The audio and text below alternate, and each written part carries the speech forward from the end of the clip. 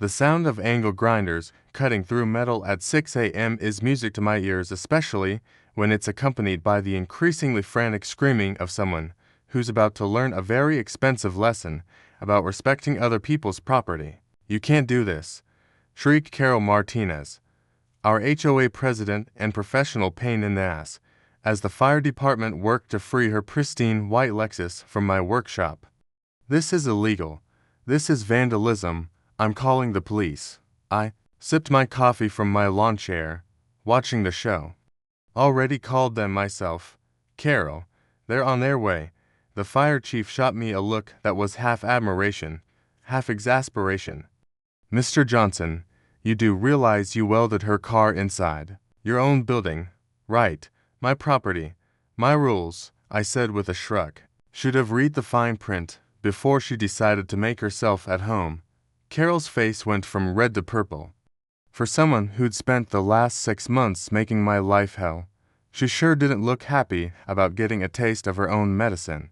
But I'm getting ahead of myself. This masterpiece of petty revenge didn't happen overnight. 6 months ago, Carol moved into the house across the street like a tornado wearing a pantsuit. Within 3 weeks, she'd somehow bullied her way into the HOA presidency, a position that had been vacant for 2 years because nobody wanted to deal with the paperwork.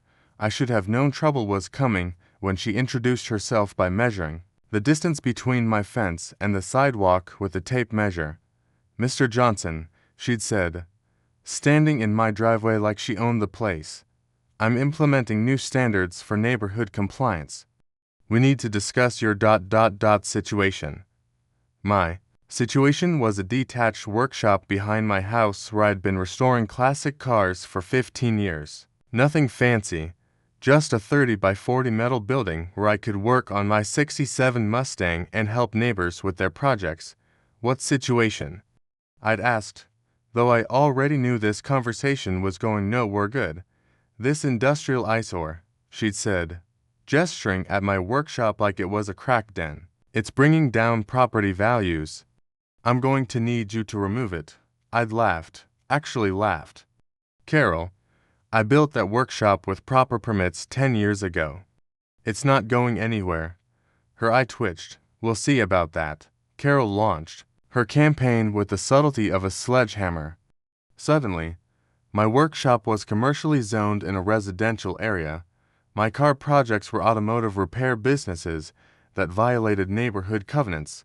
My friends who stopped by to help were unlicensed contractors. She filed complaint after complaint with the city, each one more ridiculous than the last. Every violation notice was hand-delivered with a smug little smile and a lecture about community standards. The city inspectors got so tired of Carol's calls that they started apologizing to me before they even looked around. Everything was up to code, properly permitted, and completely legal. But Carol had other ideas. The parking situation started small. Carol would park her Lexus just close enough to my workshop entrance to make it annoying to get my car in and out, not blocking it completely, just enough to be inconvenient. When I asked her to move, she'd give me this innocent look. "Oh, this is a public street, Mr. Johnson. I can park anywhere I want." Technically, she was right. The street was public. But the intent was clear. Make my life difficult until I gave up and tore down my workshop. I started documenting everything. Photos of her car positioned to block my access. Timestamps of when she'd move it just enough to let me squeeze by, then move it back. Screenshots of her social media posts bragging about teaching stubborn neighbors about community cooperation. The woman was building her own evidence file, and she didn't even know it. The escalation came when Carol decided passive-aggressive wasn't working fast enough. She started parking directly in front of my workshop doors, not on the street, but on my actual driveway. "Carol," I'd said the first time I found her Lexus blocking my entrance, "you're on my property. Move your car." She looked up from her phone with that practiced innocent expression. "Oh, I'm so sorry. I was just checking my messages. I'll move it in a few minutes." Those few minutes turned into an hour. The hour turned into 3 hours. By the time she finally moved, I'd miss my appointment to pick up parts for the Mustang. The next week, she did it again. This time, she forgot her keys and had to walk all the way home to get them. While I waited, for 2 hours, I'm a patient man. 40 years of welding structural steel teaches you patience.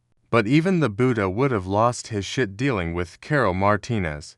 The final straw came 3 weeks before my annual fishing trip to Alaska. I'd been planning this vacation for months to weeks of salmon fishing with my brother. Completely off the grid. The Mustang was almost finished, and I wanted to get it running before I left. I came home from picking up the new carburetor to find Carol's Lexus parked inside my workshop. Not in front of it, not blocking the entrance, inside the actual building. She'd somehow gotten the door open and driven her car right into my workspace, parking it between my tool bench and the Mustang. Then she'd locked the car and walked away.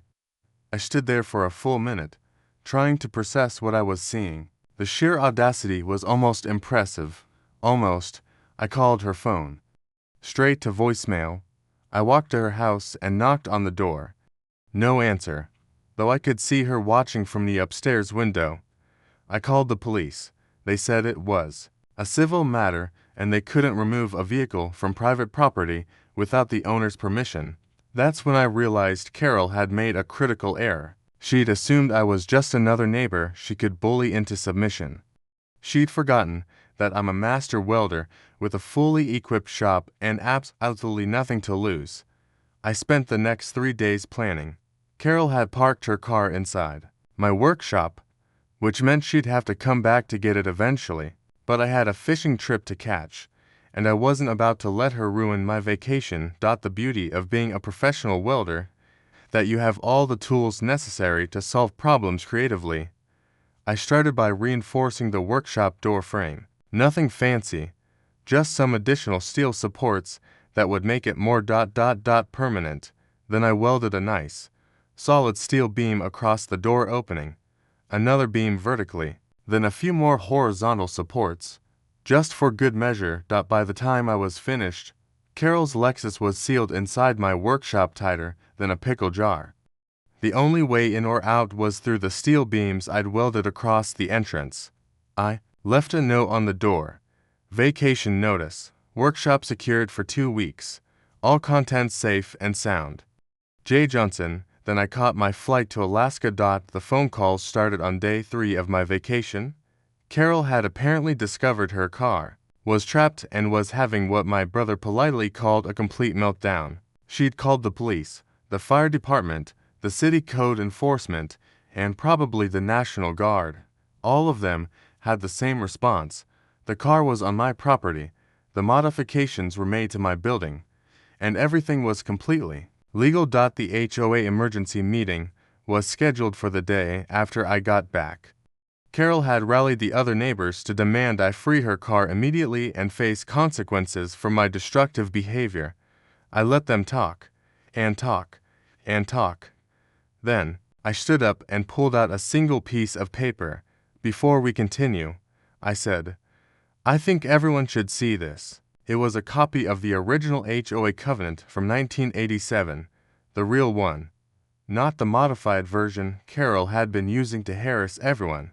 According to the actual neighborhood agreement, I continued, residents are prohibited from parking motor vehicles in other residents' workshops, garages, or outbuildings without written permission. Carol's face went white. That's not double quotes. It's $1,000 fine for each violation, I said, doing the math out loud. She parked in my workshop 17 times over the past month. That's $17,000.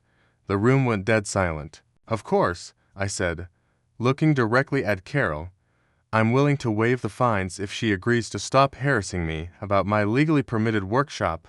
Carol opened her mouth, then closed it, then opened it again.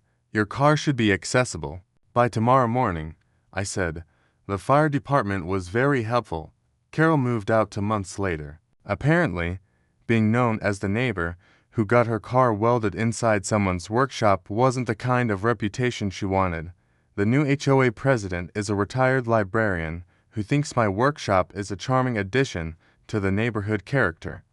My Mustang runs like a dream now. Sometimes I take it for drives past Carol's old house, just to enjoy the silence. The best part, I still have that original HOA covenant. Turns out there are a lot of rules Carol never bothered to read. Maybe next time she think twice before parking where she doesn't belong, but probably not. Some people never learn. That's what angle grinders are for.